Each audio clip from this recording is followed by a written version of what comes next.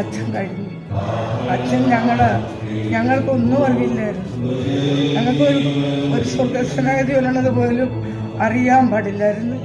അക്ഷരം തെറ്റാതെ ഞങ്ങളെ ഇരുത്തി പഠിപ്പിച്ച് ഞങ്ങൾക്ക് ഒരുപാട് വചനങ്ങളൊക്കെ പറഞ്ഞു തന്നെ. ഞങ്ങൾ ഒരുപാട് വചനങ്ങളൊക്കെ വായിക്കാനും. എനിക്ക് 90 വയസ്സുണ്ട്. അച്ഛൻ പറഞ്ഞു ഒരു 110 വയസ്സ് വരെ മാതാവിന് വേണ്ടി ജോലി ചെയ്യാൻ പറഞ്ഞു. ഞാനിത് കേട്ട് ഞാൻ പറഞ്ഞു, അച്ഛൻ ഞാൻ എപ്പോഴും ഓക്കെ എന്ന് ഞാൻ അച്ഛനോട് പറഞ്ഞു. അച്ഛൻ എന്നെ തലക്ക് കൈവച്ച് പ്രാർത്ഥിച്ച് ഞാൻ അച്ഛൻ്റെ കൂടെ ഇന്ന് അച്ഛൻ വേർപിരിഞ്ഞു പോകുന്ന തലയാഴ്ചയിലും എന്നെ അനുഗ്രഹിച്ച് പ്രാർത്ഥിച്ചുകൊണ്ട് അച്ഛൻ പറഞ്ഞു, വിധവകളുടെ എല്ലാ ശനിയാഴ്ചയും വിധവകളുടെ കൂട്ടായ്മയുണ്ട്, അതിൻ്റെ ലീഡറായി തന്നെ എടുത്ത് ഞാൻ 8:30 എനിക്ക് വണ്ടി വിട്ട് തരും അച്ഛൻ. 8:30 ഞാനിവിടെ വരും.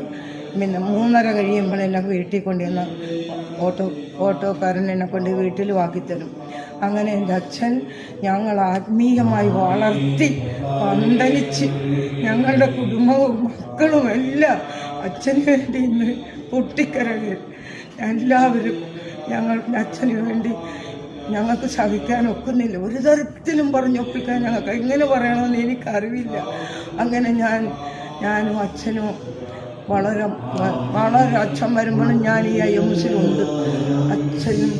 അച്ഛനിങ്ങനെ കഴിഞ്ഞ ഞായറാഴ്ച കുർബാനയും കഴിഞ്ഞ അച്ഛന് ഒരു ചുമ വന്ന അച്ഛൻ ചുമച്ച് വന്നപ്പോൾ എല്ലാവരും പറഞ്ഞു അച്ഛൻ ആശുപത്രി പോകണം എന്ന് പറഞ്ഞപ്പോൾ അച്ഛൻ പറഞ്ഞു ആശുപത്രിയിൽ പോകാം, പിന്നെ എനിക്ക് ചുമയാണ്.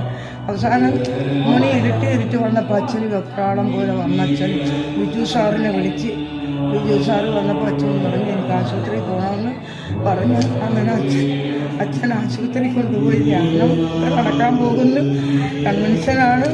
അങ്ങനെ ആണെങ്കിൽ തന്നെയും അച്ഛന് സഹിക്കാൻ മേലാത്ത വെപ്രാളം വന്നതുകൊണ്ടാണ് അച്ഛൻ പോയി.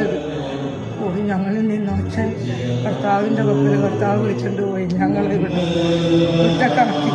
ഞങ്ങൾക്ക് ഈശ്വരനും പരിശുദ്ധമ്മയും അല്ലാതെ മറ്റാരും ഒരു ഭൂമിയിലൊരു തുണയില്ല.